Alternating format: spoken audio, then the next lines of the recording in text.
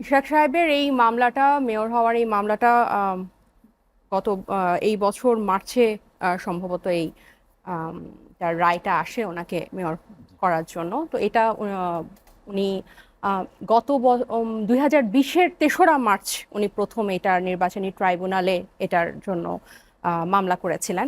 তো এটার গত অক্টোবরে, সরি এই বছর মার্চে না, গত বছর অক্টোবরে। তো গণ অভ্যুত্থানের আগ পর্যন্ত এই মামলাটার শুনানি হয়েছে প্রায় 32 বার, 3.5 বছরে। এবং অক্টোবরের পরে, গণ অভ্যুত্থানের পরে খুব দ্রুততার সাথে 17বার হিয়ারিং এর মধ্যে এইটার রায় আসে। এখানে তো বিবাদী ছিল নির্বাচন কমিশন। তো এখন নির্বাচন কমিশন এই মামলাটার ব্যাপারে কোনো টুশব্দ করে নাই বা কোনো কিছু ওনারা আপিল করে নাই। ওয়ালটন আবারও মিলিনিয়ার অফারে ওয়ালটন ফ্রিজ কিনে আপনিও হয়ে যেতে পারেন মিলিয়নিয়ার। কিন্তু এখানের ভিতরে যে মামলাটা, যখন উনি প্রথমে এটা করেছিলেন যে মামলাটা, নির্বাচনটা অবৈধ এবং এটা ভোটটা পুনর্গণনা করা হোক, ওনার প্রথম 2020-এ যেটা ছিলেন প্রথম আর্জি ছিল এটি। হ্যাঁ, পরবর্তীতে উনি একজন থার্ড পার্সনকে দিয়ে উনি আরজি চেঞ্জ করলেন। এই ঘটনাগুলো সবাই জানে, আমি তারপরে খুব সংক্ষেপে আর একটু বলছি। আরজি চেঞ্জ করে এটা কিন্তু উনি করলেন যে এখন ওনাকেই মেয়র ঘোষণা করতে হবে। এবং স্থানীয় সরকার আইনে কিন্তু আছে যে কোনো থার্ড পার্সন ব্যক্তি এটাতে কিন্তু এটার জন্য আবেদন করতে পারবেন না। তাহলে এই যে ওনাদের একটা আইনের এগেনস্টে গিয়ে যে নির্বাচন কমিশন এটাকে অদেখা করলেন, এটাতে কিন্তু ওনাদের নিরপেক্ষতার একটা বড় প্রশ্ন ওঠে। প্লাস আরও কিছু আমি বলি, আমাদের যে সংস্কার কমিশন চলছেন, এই ঐকমত্য কমিশনের সাথে প্রত্যেকটা রাজনৈতিক দলের প্রথম পর্যায়ের আলোচনা শেষ হয়েছে। সেখানে এই নির্বাচন কমিশন, মানে 3টা নির্বাচন অবৈধ বা আপনি বলেন ভোট হয় না, যাই হোক, এই 3টা ভোটের মাধ্যমেই হাসিনা টিকেছিল, মানে দেখিয়েছে। এবং নির্বাচন কমিশনার অন্যতম একটা টুল এই স্বৈরশাসকের সাম্রাজ্য প্রতিষ্ঠা করার জন্য। সো নিঃসন্দেহে এতগুলা রক্তের পর, একটা নজিরবিহীন গণ অভ্যুত্থানের পর যখন বাংলাদেশে আবার নির্বাচনের কথা এবং সবকিছুর মূলে ছাপিয়ে জাতীয় নির্বাচনী সামহাও পরিকল্পিতভাবে খুব সেন্টারে, সো সেটা নিশ্চয়ই এখন প্রত্যেকটা মানুষ এটা চাইবে, এটা সুষ্ঠু হোক, স্বচ্ছ হোক, গ্রহণযোগ্য হোক এবং জবাবদিহিতামূলক হোক। কিন্তু নির্বাচন কমিশন সংস্কার প্রস্তাবের কোনো যে জবাবদিহিমূলক, হ্যাঁ, এটাতে তারা কিন্তু একমত না। তারও আগে এই নির্বাচন কমিশন নিয়োগ আইন 2022, যেটাকে মির্জা ফখরুল ইসলাম, আজকে আমাদের নাসির যেটা বলল যে মির্জা ফখরুল ইসলাম এটাকে বাকশালী আইন বলেছেন, এই আইনের অধীনেই ওনারা শপথ নিলেন। তখন কিন্তু আমরা নাগরিক কমিটি থেকে এটার জন্য প্রতিবাদ জানিয়েছিলাম। যাই হোক, পরবর্তীতে সংস্কার প্রস্তাবের সাথে যেই সংস্কার প্রস্তাবগুলোতে রাজি হলে নির্বাচন কমিশনকে জবাবদিহিতার অধীনে আনা যায়, তার একটাতেও কিন্তু ওনারা রাজি হচ্ছেন না। এবং তার মধ্যে বেশ কয়েকটা উল্লেখযোগ্য, এই যে প্রার্থীর হলফনামার খসড়া এবং আন্তর্জাতিক অপরাধ ট্রাইব্যুনালে যদি প্রাথমিকভাবে অভিযুক্ত হয় তাদেরকে প্রার্থী ঘোষণা না করার ব্যাপারে অনেকগুলো কিন্তু আছে।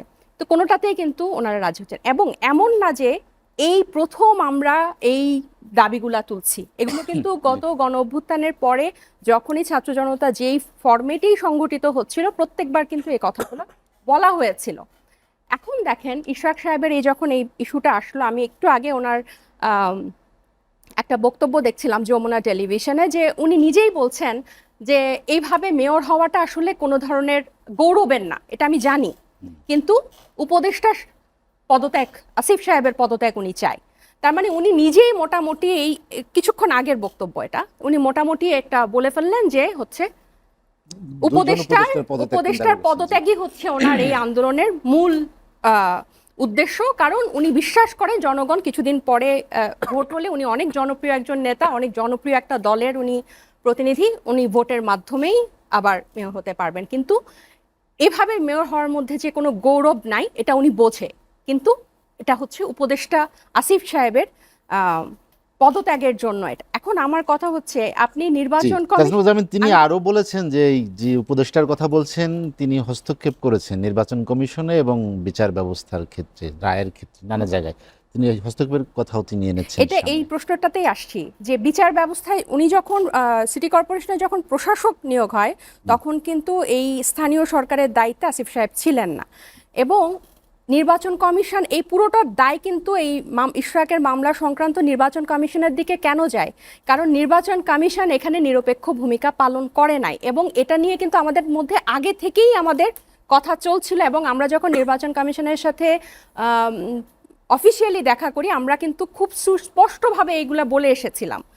এবং এই যে যেই উপদেষ্টা মন্ত্রণালয়ের উনি কেন আসিফ সাহেবের পদত্যাগ চাচ্ছে, যে ওনার এটা হতে দিচ্ছে না, ধরে নিলাম বলার ক্ষেত্রে ধরে নিলাম যে ওনার, তাহলে উনি ব্যক্তিগত স্বার্থে ওনার স্বার্থের জন্য উনি একজনের পদত্যাগ চাচ্ছেন, যে ওনাকে নিরপেক্ষ ভাবছেন, তাহলে উনি কেন স্বরাষ্ট্র উপদেষ্টার পদত্যাগ চাচ্ছেন না, উনি কেন স্বাস্থ্য উপদেষ্টার পদত্যাগ চাচ্ছেন না, যারা উনি কেন আইন উপদেষ্টাকে নিয়ে কোনো কিছু বলছেন না, যেখানে আমাদের একটা ট্রাইব্যুনালে একটা ফর্মাল চার্জ এখনো জুলাই গণ হত্যাকাণ্ডের হয় নাই, যে স্বাস্থ্য উপদেষ্টাকে 9 মাসে 9 বার দেখেছে কিনা টিভিতে, 9 বার উনি কোনো কিছু বলেছে কিনা আমি জানি না, এবং এই স্বরাষ্ট্র উপদেষ্টা বাংলাদেশ এত বড় একটা গণ অভ্যুত্থানের পরে যে আইন শৃঙ্খলা সবচেয়ে নাজুক, কোনো উল্লেখযোগ্য কোনো কিছু করেছে, উল্টা উনি পপুলিস্ট বিভিন্ন বক্তব্য দিয়ে বেড়ায় যে হচ্ছে 5 বছর ওনাকে ক্ষমতায় দেখতে চাই, এই ধরনের উনি সিগনিফিকেন্ট আইন শৃঙ্খলার এবং এই বিচার ব্যবস্থার,